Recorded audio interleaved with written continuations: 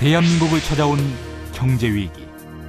국민들의 가게에도 웃음꽃이 사라지고 있는데 어려운 문제를 해결하기 위해서는 정부와 국민이 또 중앙과 지방이 한 마음으로 같은 방향으로 노력을 해야 시너지를 낼 수가 있는데 솔직한 말씀은 우리가 대단히 분야별로 부처별로 또 중앙과 지방 간에 서로 칸막이를 쳐놓고 협업을 하지 못하는 것이 현 주소입니다.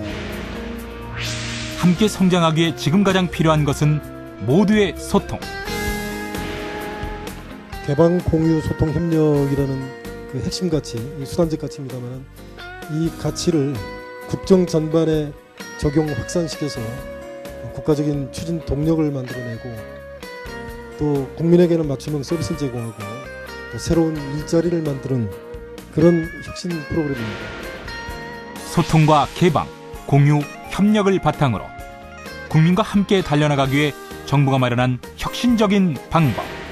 혁신을 통해서 국가 발전을 추동을 하고 국가 발전이 국민 행복으로 선순환될 수 있도록 혁신을 해나가겠다는 것이 정부 3.0입니다.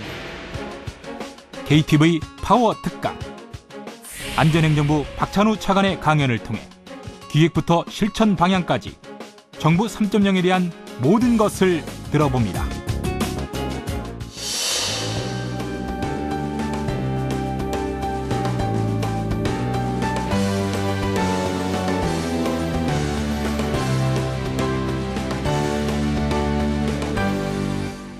정부 3.0 추진 계획에 대한 특강을 개최하게 되었습니다. 다 같이 차관님을 뜨거운 박수로 맞이해 주시면 고맙겠습니다.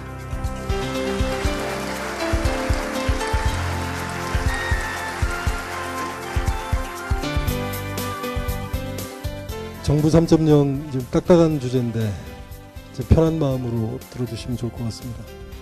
제가 이 정부 3.0을 담당하는 사람으로서 조금 쉽게 설명을 좀 드리고자 합니다.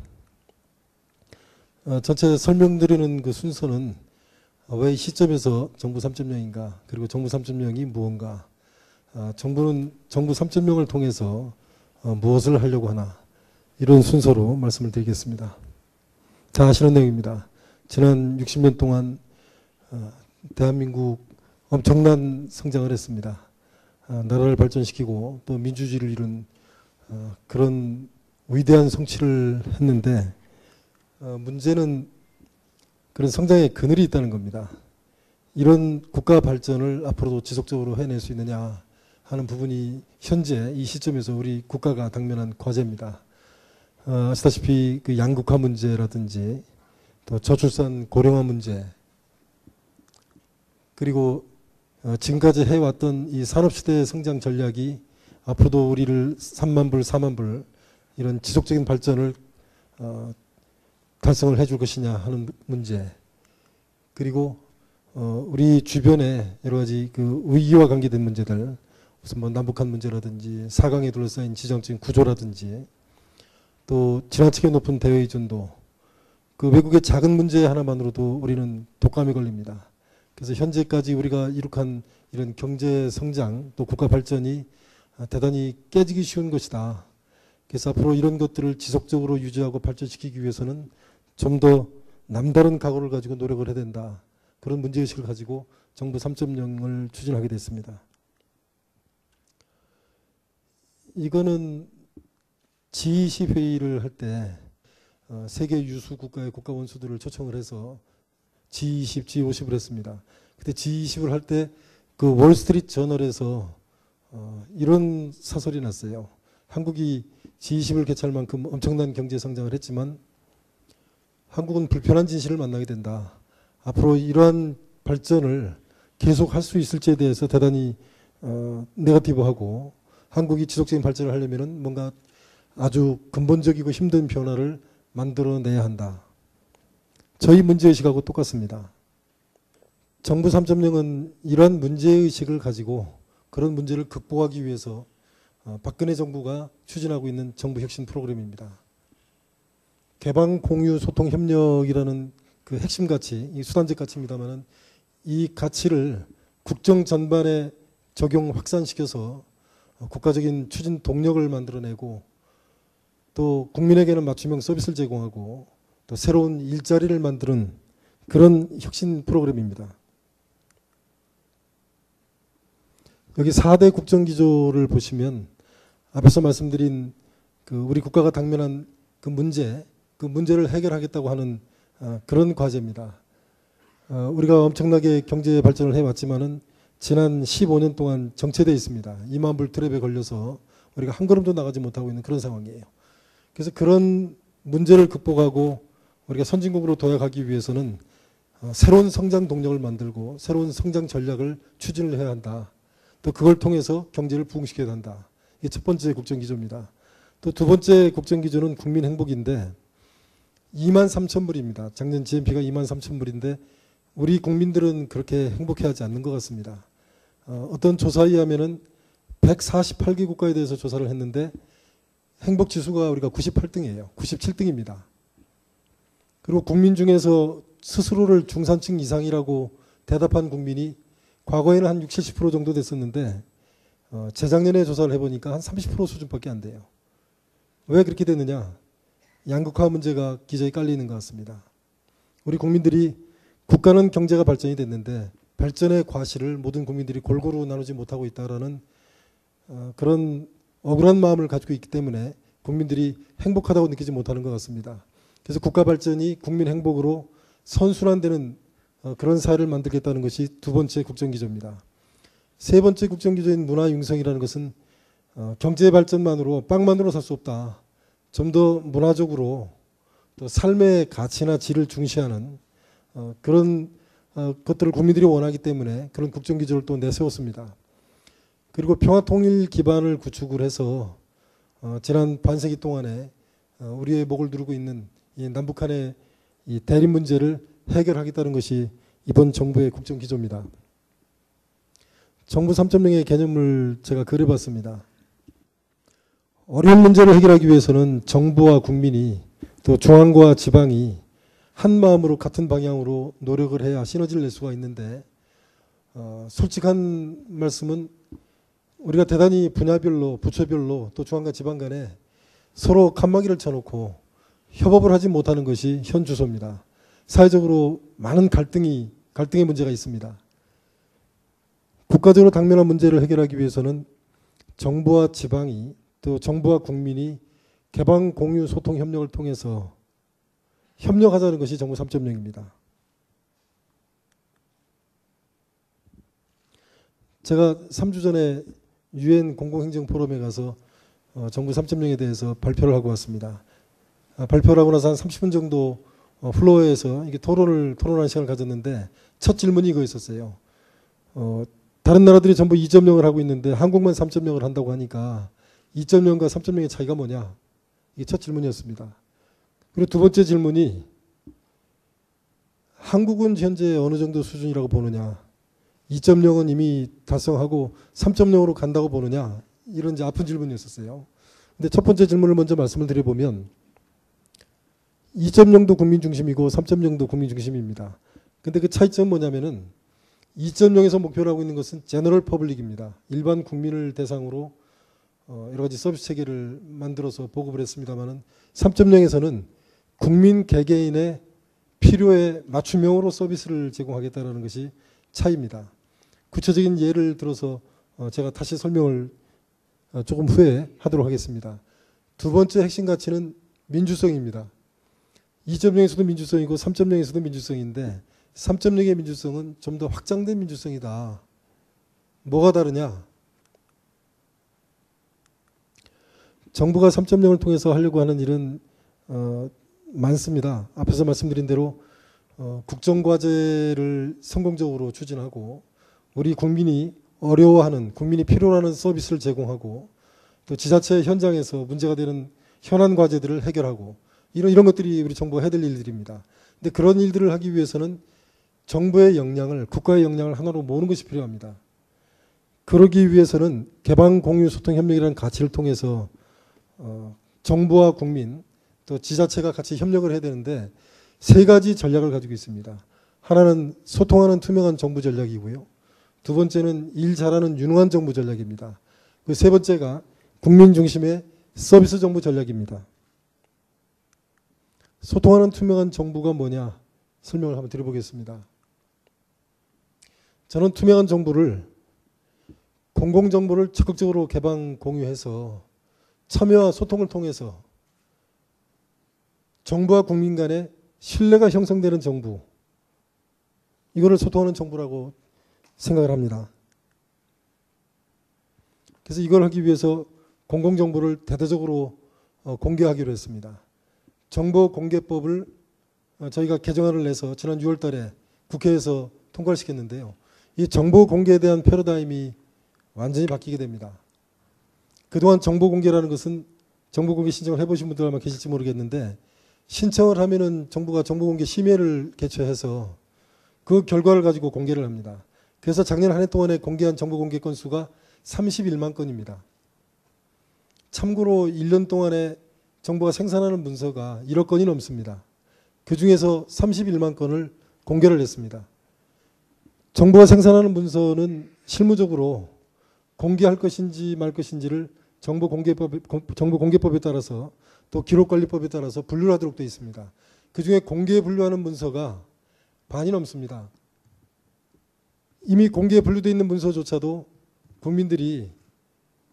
국민들에게 개방되지 않고 있다는 것이 저 통계입니다.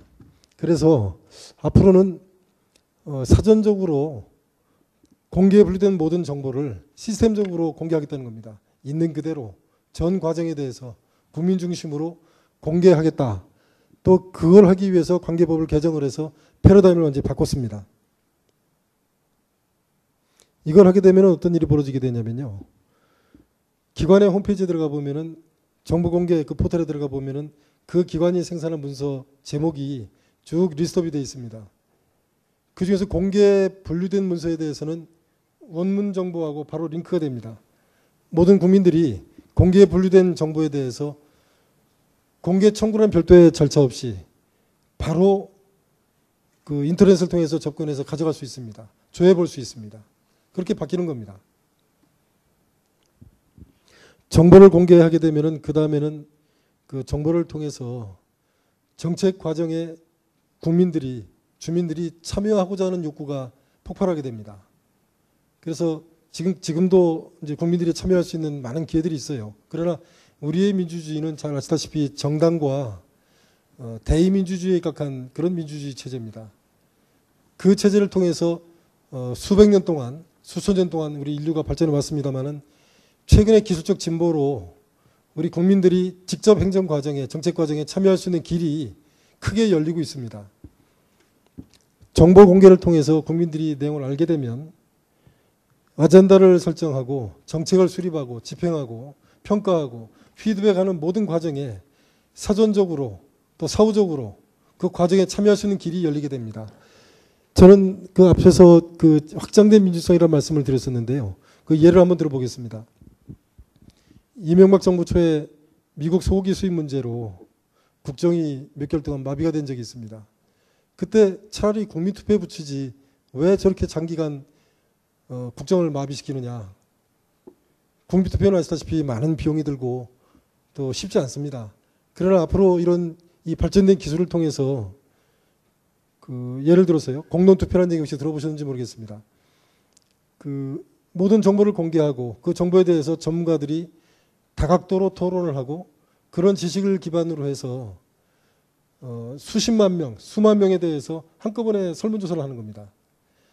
거의 국민투표를 대체할 수 있는 정도로 아주 정확한 결과가 나오게 되고요. 그 결과를 국민의 뜻으로 받아들이는 그런 제도가 만들어지게 되면 그런 불필요한 소모적인 정쟁을 할 필요가 없습니다. 또 새로운 정책을 자치단체가 경전처를 새로 만든다든지 또는 청사를 새로 건립한다든지 할 때도 그 지역 주민 간에 많은 논란이 있어요. 그런 경우도 아주 쉬운 방법으로 인터넷을 통해서 설문조사를 통해서 주민의 뜻을 확인할 수 있게 되는 겁니다. 또 정책을 수립하는 과정에서도 직접 참여할 수 있는 루트가 굉장히 많이 생기게 돼요. 그 과정에 직접 민주적인 수단을 통해서 민주성이 확장되는 것을 저희가 지향을 합니다. 정부 3.0은 2.0과 다른 부분이 그런 그 직접 참여할 수 있는 기회가 확장된다는 그런 측면이 대단히 중요하다고 저는 생각합니다. 정부가 가지고 있는 데이터가 대단히 많습니다. 지난 20년간 전자정부를 추진하는 과정에서 약 17,000개 시스템을 저희가 구축을 했고요. 정부가 보유하고 있는 서버가 약 42,000개입니다. 그 속에 엄청난 정보가 담겨 있는데 그에 대한 개방률이 대단히 낮습니다. 심지어는 정부 기관끼리도 공유하지 않고 있는 경우가 많고요. 일반 국민에게 개방되지 않는 것들은 어떤 면에서 봤을 때는 대단히 일반적인 현상이라고 볼 수 있겠습니다. 그 데이터는 사실은 국민의 자산이라고 생각하고요. 국가적 자산입니다. 그래서 그 자산을 정부 간에도 기관 간에도 공유를 하고 국민에게도 개방을 해서 그거를 자유롭게 상업적으로 활용할 수 있도록 함으로써 새로운 일자리도 창출하고 창조 경제도 만들겠다고 하는 것이 또 하나의 계획입니다. 예를 하나 들어보겠습니다. 서울시하고 경기도가 가지고 있는 교통정보를 홈페이지를 통해서 개방을 했더니 유주환이라는 고등학생이 그걸 가지고 버스 도착 시간을 안내하는 앱을 만들었어요. 그 이후에 약 2,500개의 앱이 추가적으로 만들어졌고요. 여러분들이 가지고 다니는 티맵도 같은 개념입니다. 그리고 서울시가 이 오른쪽에 보시면은 전광판입니다. 몇 번 버스가 몇 분 뒤에 몇 번째로 도착한다고 지금 서비스가 되고 있죠. 개인 맞춤형 서비스라는 것은 저겁니다. 제가 응암동을 가기 위해서 205번을 타야 되는데 205번이 몇 분 뒤에 몇 번째로 도착하는지 저를 위해서 서비스하는 겁니다. 현재도 인터넷을 통해서 그 몇 번 버스가 다니는지 그 버스의 라인이 어떤지 이런 것들은 지금까지도 우리가 제공을 받았습니다만은 저렇게 개인의 필요에 맞추는 서비스를 제공한 적은 별로 없었습니다. 저게 한국이 최초의 시도예요. 앞으로 모든 서비스를 저런 개념에 맞춰서 하겠다는 겁니다. 그게 개인 맞춤형 서비스예요. 저 시스템을 27개 자치단체에 보급을 했습니다. 그 과정에 여러 개의 회사가 창업이 됐고요. 수백 개의 일자리가 만들어지고 수천억 개의 생산이 유발이 됐습니다. 최근에 국토부가 공간 정보를 이용한 일자리 창출 계획을 만들어서 보고를 했습니다. 그 보고에 의하면은 25개 기관이 보유하고 있는 76개 시스템 속에 포함되어 있는 약 800여 개의 공간 정보를 개방을 해서 앞으로 5년 동안 약 46,000개의 일자리를 만들겠다는 계획이에요. 근데 참고로 현재도 공간 정보를 이용해서 그 비즈니스를 하고 있는 업체가 약 4,000개 가까이 되고요. 약 83,000명이 저기에 종사를 하고 있습니다. 1년 매출이 4조 6천억이에요. 그래서 5년 동안에 추가로 46,000개 일자리를 만들겠다는 것이 대단히 현실적으로 들립니다. 이거 예를 하나 제가 들었는데요. 우선 바탕에 국가 기본 지도를 깔고요. GPS 정보를 이용해서 특히 이제 골프장 정보를 이용해서 그 스크린 골프를 할 수 있는 프로그램을 만들었는데 이게 5년 만에 약 4,700개의 대리점을 만들었고요. 그 과정에서 23,000명의 일자리를 만들었습니다. 이게 우리나라 대전에 있는 회사가 만든 거예요. 클린턴 정부 때 GPS 정보를 원래는 군사 목적으로 개발했던 건데 그걸 개방을 했습니다. 전 세계적으로 그걸 개방해서 약 2억 명의 일자리가 만들어졌어요. 이 공간 정보는 국토부가 주로 가지고 있습니다만은 국토부의 토지주택실이 가지고 있는 주된 정보예요. 국토부는 저 공간 정보 이외에도 많은 정보를 가지고 있습니다. 나머지 부처들, 나머지 공기업들, 또 지방자치단체 굉장히 많은 정보를 가지고 있습니다. 그 정보를 저런 공간 정보를 이용해서 일자리 만드는 방식으로 민간에 개방해서 정보와 정보가 융합이 되고 민간의 창의가 융합이 되게 되면 엄청난 잠재력을 가지고 일자리를 만들고 비즈니스를 창출하게 될 겁니다. 일 잘하는 유능한 정부 전략을 말씀을 드려보겠습니다. 뭐가 일 잘하는 정부냐? 우선 국가가 당면한 과제를 해결하는 정부, 국민이 필요한 것을 공급하고 국민이 필요한 서비스를 맞춤형으로 제공하는 정부, 그런 정부가 유능한 정부입니다. 그런 정부가 되기 위한 전략입니다. 우선 부처 간에 중앙과 지방 간에 칸막이를 없애고자 합니다. 현재 정부가 추진하고 있는 국정과제가 약 140개 정도 되고요. 또 부처 간에 서로 이해관계가 조정이 안 돼서 앞으로도 더 협업을 통해서 해결해야 되는 과제가 약 170개 정도가 있습니다. 이게 전체 합치면 약 310개 과제죠. 그중에 한 60개 정도를 저희가 우선적으로 선정을 해서 집중적으로 이 정부 3.0 툴을 적용해서 과제를 해결하려고 합니다.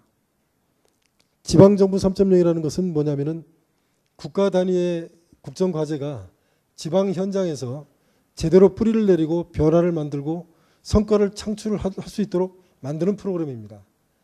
그리고 지방자치단체 현장에서 실제 문제가 되는 것들을 중앙의 과제로 아젠다로 만들고 그것을 3.0 툴을 이용해서 솔루션을 제공하는 그런 프로그램이에요.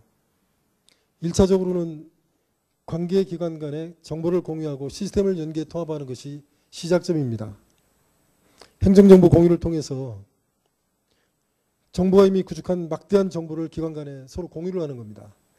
또 관계기관끼리 시스템을 연계 통합을 해서 정보가 공유되지 않음으로 인해서 생기는 여러 가지 문제를 일거 해결하자는 것이 이 계획입니다. 정부 조직과 인사, 예산과 평가 이런 이제 기본적인 정부 운영 시스템인데 이 시스템을 대대적으로 혁신을 하고자 합니다. 정부 조직도 지금은 부처 간에 칸막이를 쳐놓고 기관 단위로 조직을 관리를 합니다. 앞으로는 그렇게 관리를 하지 않고 과제 중심으로 관리를 합니다. 문제 해결형 조직으로 조직 관리를 하고요. 또 인사도 부처 간에 또 중앙과 지방 간에 정부와 국민 간의 칸막이를 없애고 대대적으로 오픈 시스템으로 교류를 확대를 해나갈 계획입니다. 그리고 예산과 평가도 과제 중심으로 다 바뀌게 됩니다. 예를 하나 들어보겠습니다. 최근에 화학물질 안전사고가 많이 발생하죠.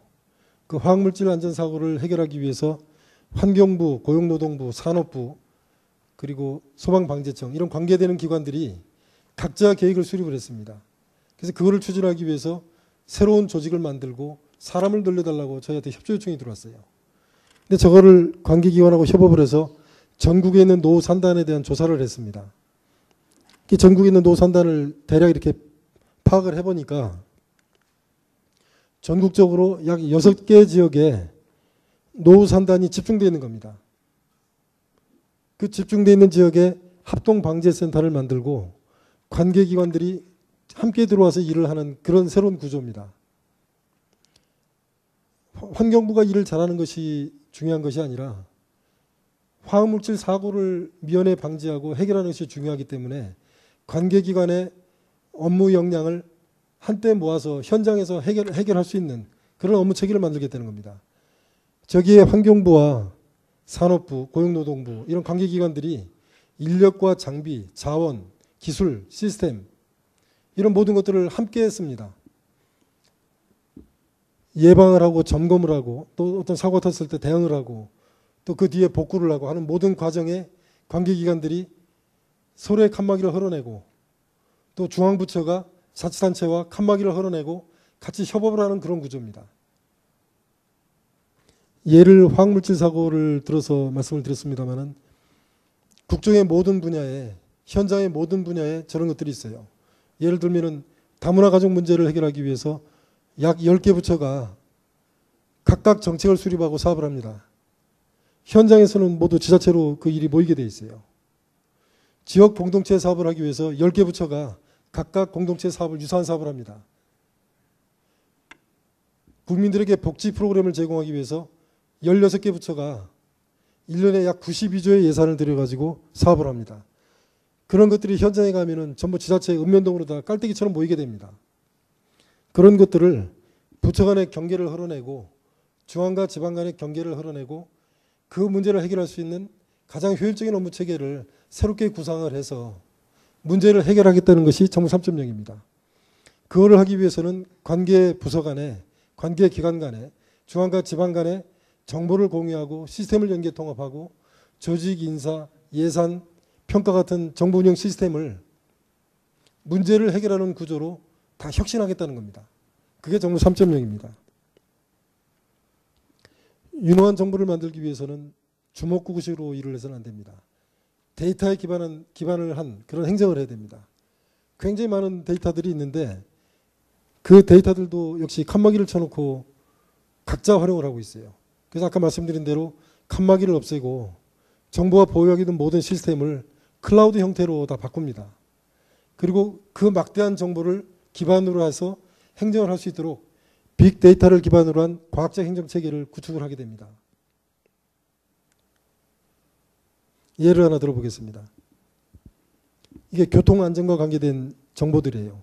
저렇게 많습니다.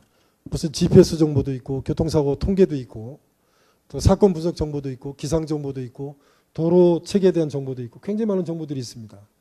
근데 통상 지자체에서 도로교통과 관계된 일들은 지자체 도로교통과나 경찰청의 한 부서에서 일을 하게 됩니다. 지자체 그 부서 공무원들이 저 많은 정보를 종합적으로 고려해서 어떤 결정을 할까요? 어떻게 생각하십니까? 그렇게 하기 어려울 겁니다. 현실적으로 불가능하죠. 기술적으로도 불가능하고 물리적으로도 불가능하다고 생각하실 겁니다. 그러나 새로운 정보 3.0에서는 새로운 전자정보 체계에서는 저런 많은 정보들이 과학적으로 수집이 되고 분석이 돼서 또 적시에 토스가 돼서 활용할 수 있는 그런 체계를 구축하겠다는 겁니다. 2, 3년 전에 강남에 수해가 났었습니다. 우면산이 무너져 내리고요. 엊그제도 강남역이 물에 찼다 안 찼다 이런 얘기가 좀 있었습니다만 그 이후에 저희가 빅데이터를 기반으로 해서 도시 내수 침수를 조기에 감지하는 모델을 새롭게 구축을 했습니다. 이명박 대통령 시절에 보고를 하고 이 빅데이터를 기반으로 한 새로운 그 사업 체계를 어떻게 앞으로 구축할 것인지에 대해서 보고를 했습니다만 그 내용입니다. 어느 지역에 물이 차는지 안 차는지는 그 지역에 있는 사람이 제일 잘 알아요. 거기서 영업을 하시는 분, 버스를 타고 지나가는 학생, 이분들이 SNS를 통해서 자기들끼리 서로 소통을 합니다. 키워드를 통해서 그 위험 정보를 조기에 감지를 해내는 겁니다. 그리고 정부가 기관이 가지고 있는 여러 가지 정형 정보들, 그 위험 지역에 대한 많은 정보들이 있어요. 맨날 강우량 정보라든지 도시 지형도라든지 과거의 침수 흔적도라든지 또 도시의 어떤 토양 현상이라든지 피복도라든지 이런 그 정성적인 정량적인 정보에 그런 인터넷에서 왔다 갔다 하는 그런 비정량 정보를 합쳐서 저걸 실시간으로 분석해내는 겁니다. 그리고 필요한 곳에 공급하는 거예요. CCTV를 통해서 현장 확인한 다음에 필요한 사람을 보내고 장비를 보낼 수 있어요. 버스를 우회시킬 수 있습니다. 그런 식으로 대응하겠다는 것이 이 도시 내수 침수 조기 감지 모델이에요. 바로 빅데이터를 이용한 행정 모델입니다. 저런 부분들을 행정의 모든 영역에 적용하겠다는 겁니다. 정부 부처가 서울, 과천, 또 세종시, 대전에 4개로 분할이 돼 있어서 많은 걱정이 있을 것 같습니다. 실제 공무원들도 대단히 어렵습니다. 출장 다녀야 되고 또 기관 간에 협조하기가 어렵습니다. 디지털 협업 체계를 통해서 그런 문제를 극복을 하려고 합니다.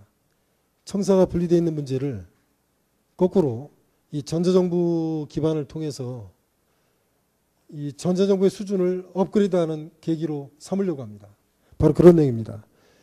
그 디지털 영상회의를 활성화하고 또 정부 통합 의사소통 시스템을 구축을 해서 불필요하게 사람들이 오프라인상으로 왔다 갔다 하지 않아도 될 수 있도록 새로운 업무 체계를 구축을 하려고 합니다. 마지막 세 번째 전략이 서비스 정부 전략인데요. 이 서비스 정부 전략 간단합니다. 국민이 원하는 서비스를 개개인의 필요에 따라서 맞춤형으로 제공하는 정부가 서비스 정부입니다. 이거를 하려면은 정부 부처를 포함해서 모든 기관들이 개방, 공유, 소통, 협력이라는 이 핵심 가치를 그 기관의 행정 과정에 반영하면 됩니다. 스스로의 정책과 사업을 거기에 맞춰서 스스로의 업무 체계를 바꾸면 되는 겁니다. 예를 들면 이런 겁니다. 우리 조달청에 그 나라장터라는 그 전자 조달 시스템 있지 않습니까? 국세청에는 홈택스라는 시스템이 있고요. 또 복지부는 행복이음이라는 통합복지 시스템이 있어요. 각 기관마다 전부 저런 시스템들이 있습니다. 저런 시스템들을 아까 말씀드린 대로 기관 간에 공유를 하고 또 실제 현장과 공유를 하고 또 그 시스템을 국민과 현장 중심으로 개편하자는 겁니다. 그래서 정말 국민이 원하는 현장이 원하는 정보를 선제적으로 사전에 맞춤형으로 제공하자는 겁니다. 우리 국민들이 모든 국민들이 공통적으로 하는 것이 출생에서부터 사망까지 공통적으로 하는 서비스 민원이 있습니다. 우선 출생을 하고요. 또 자라면 학교를 가야 되고 또 취직을 하게 됩니다. 또 결혼을 하게 되고 또 이사를 가게 됩니다. 자동차도 사게 되고 군대도 가야 되고 또 퇴직을 하게 되면은 사회복지 서비스를 받습니다. 또 종국적으로는 사망을 하게 되죠. 근데 각각의 민원 서비스를 처리를 할 때 아마 해보셔서 아시겠지만 굉장히 여러 기관들을 방문하셔야 돼요. 굉장히 불편합니다. 시간과 발품을 팔아야 돼요. 그거를 한꺼번에 모아서 일괄적으로 해주겠다는 겁니다. 출생과 관련된 민원을 제가 조사를 해보니까 72가지나 돼요. 그중에 한 10가지 정도는 모든 국민이 다 해야 됩니다. 저희 어머니가 작년 초에 돌아가셨는데 제가 어머니 사망신고를 하고 상속서부터 모든 민원을 했습니다. 저는 중앙부처의 공무원이고 행정 시스템을 좀 알거든요. 그런 제가 한 10개 기관 방문을 했고요. 금융기관 포함해서요. 한 3달 걸렸어요. 굉장히 고생을 했습니다. 그리고 얼마 전에도 국세청에서 뭐 하나 또 날라왔어요. 이거 저도 그런데 일반 국민들은 말할 나위도 없을 것 같습니다. 굉장히 어려우실 것 같아요. 이거를 정보를 공유하고 시스템을 연계 통합해서 출생 신고할 때 주민센터에서 가급적이면은 관련 민원을 한 몫에 해결해 주겠다는 겁니다. 사망 신고를 할 때 한 몫에 여러 기관 방문하지 않아도 기관 간의 정보를 공유하고 시스템 연계 통합을 해서 가급적이면 국민들이 발품 팔지 않고 시간과 비용을 쓰지 않도록 해드리겠다는 겁니다. 민원24라고 있습니다. 이게 정부 민원 포털인데요. 여기 약 1000만 명 정도가 가입되어 있습니다. 여러분들이 집안에서 인터넷을 통해서 민원 신청을 하고 또 발급을 받을 수 있어요. 굉장히 앞선 시스템입니다. 근데 이 시스템이 어떻게 진화를 하냐면요. 여러분들한테 필요한 개인 민원에 관한 정보를 여러분들이 달라고 하지도 않는데 제공해 줍니다.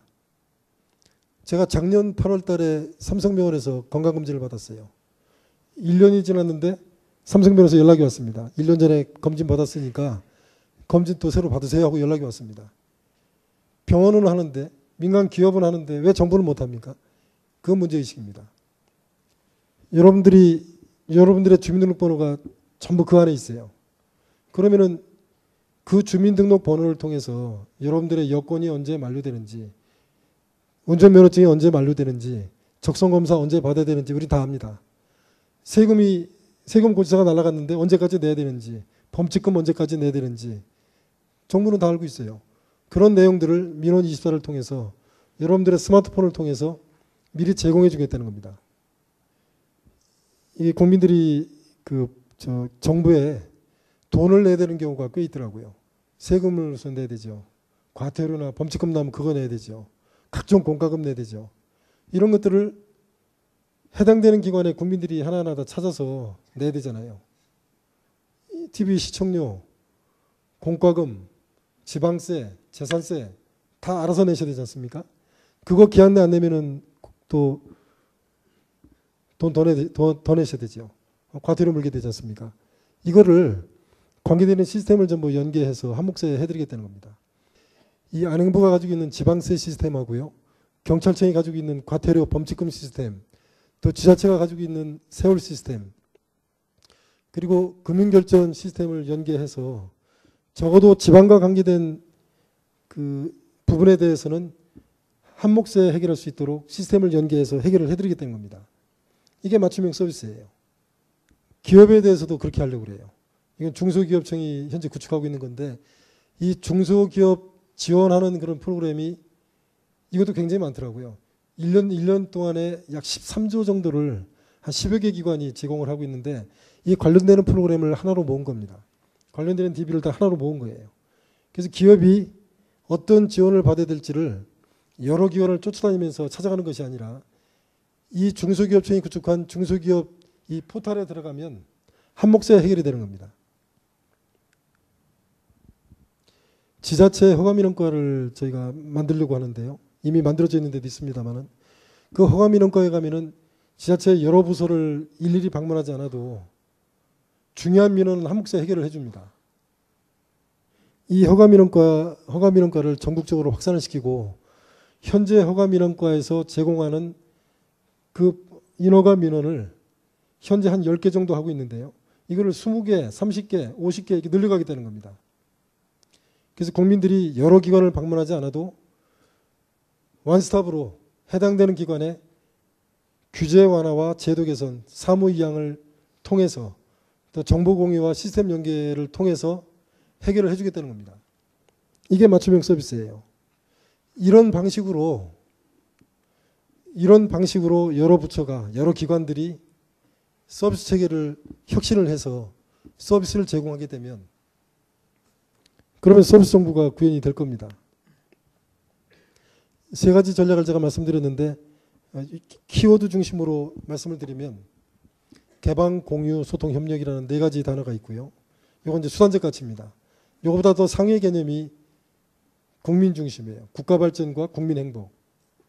또 국민 중심, 현장 중심. 그리고 과제 중심, 문제 중심. 그런 키워드를 달성할 수 있는 혁신을 통해서 국가 발전을 추동을 하고 국가 발전이 국민 행복으로 선순환될 수 있도록 혁신을 해 나가겠다는 것이 정부 3.0입니다. 이 정부 3.0이 성공할 수 있도록 여러분들께서도 같이 동참을 해 주시기를 당부드리겠습니다. 감사합니다. 네, 강의를 열강을 해주셨는데요. 행복한 대한민국을 여는 정부 3.0에 대해서 말씀해 주셨고요. 궁금하신 사항이 있으신 분 그 질문 한번 받도록 하겠습니다. 요즘에 그 모든 그 사회와 국가 간의 경쟁이 치열하고 그래서 그 각 단체의 정보가 외부에 차단되는 것도 중요하고 내부적으로는 소통과 투명성이 보장돼야 되지만 대외적으로는 이것이 차단돼야 되는데 지금 현재도 정부 데이터베이스가 잘 지켜지지 않아서 그런 그 정보 유출 사건들이 가끔 일어나고 있거든요. 만약에 전 국민이 이런 시스템을 이용하고 거기에 본인의 그 주민등록번호와 연결된 모든 정보가 들어가게 되면은 이것을 어떻게 정보 보안을 확보할 것인가 하는 것이 굉장히 중요한 문제일 것 같습니다. 네. 예, 뭐 굉장히 중요한 부분을 말씀하셨는데요.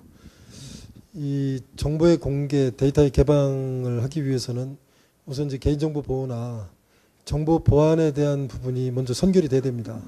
그래서 개인정보보호법이나 그 정보통신을 보호하기 위한 그런 법 체계가 이미 구축이 되어 있고요. 시스템도 이미 구축이 되어 있습니다. 그 현재 저거를 하겠다고 하는 것은 개인정보를 희생하겠다는 뜻은 절대로 아닙니다.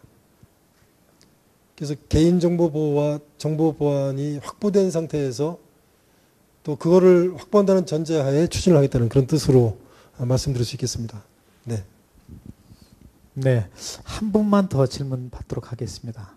그 차관님께서 그 강의해 주신 부분에 그 일 잘하는 유능한 정부 부분에서 그 부처 간의 그런 칸막이를 제거해야 한다고 하셨는데 그 제가 볼 때는 제가 생각에는 부처 간의 칸막이를 제거하기 앞서서 오히려 그 부처 내의 칸막이를 제거하는 게 더 중요하다고 생각이 듭니다. 특히 이런 국정 과제에 맞춰서 그런 일을 수행해 나가려면 그 과제에 맞춰서 그런 조직을 개편하고 정원을 조정해야 되는데 근데 이런 조직 변경이나 조직 개편이나 정원 변경을 하게 되려면 이게 절차나 이게 시간이 현재로서는 약간 오래 걸리고 또 최종적으로 이제 안행부의 승인을 받아야 되기 때문에 그런 부분에서 약간 좀 애로사항이 있다고 저는 생각을 하는데 이제 그런 문제를 해결하기 위해서 어떤 계획을 갖고 계신지 약간 궁금합니다. 뭐 굉장히 어려운 말씀인데요. 말씀하신 대로 이제 이 부처 간의 칸막이를 없애는 부분은 크게 디멘션이 4개가 있다고 생각합니다. 하나는 그 부서 간의 칸막이, 지금 말씀하신 부분이죠. 부처 간의 칸막이, 또 중앙과 지방 간의 칸막이, 또 정부와 국민 간의 칸막이. 이 4개의 칸막이를 다 헐어내고 협업을 해야 된다고 생각을 하고요. 그 부서 간의 칸막이를 없애는 부분은 어떤 면에서 보면은 의식과 문화라고 저는 생각합니다. 이미 같은 부서 내에 협업을 할 수 있도록 제도나 이런 것들은 돼 있는데 아주 오래된 어떤 관행들 이런 것들 때문에 그 쉽지 않습니다. 그러나 그런 부분에 대해서는 지속적인 어떤 교육이라든지 또 어떤 그 문제를 공동으로 해결할 수 있도록 그 여건과 환경을 조성을 해서 부서 간의 벽을 허물도록 그렇게 노력을 해 나가겠습니다. 그 행안부가 이제 조직이나 정원을 관리하는 부분에 대해서 말씀하셨는데 그거는 어떤 면에서는 좀 뭐 필요가 아닐까 싶어요. 그냥 놔두면은 조직이 이제 한없이 늘어나게 되는데 조직이 늘어나는 부분은 결과적으로 이제 국민의 부담으로 연결되거든요. 그래서 적은 비용으로 적은 부담으로 최선의 일을 하는 것이 국민의 입장에서는 이익이겠죠. 그래서 그런 면에서는 어느 정도의 관리 체계는 이제 필요하겠습니다만은 일단 부처에 최대한 그 자율권을 주고 부처 장관들이 기관장들이 스스로 그 기구와 인력을 자율적으로 유연하게 쓸 수 있도록 만들어주면서 큰 틀에서 효율적으로 그 기구 정원이 운영될 수 있도록 그렇게 해나가도록 하겠습니다. 감사합니다.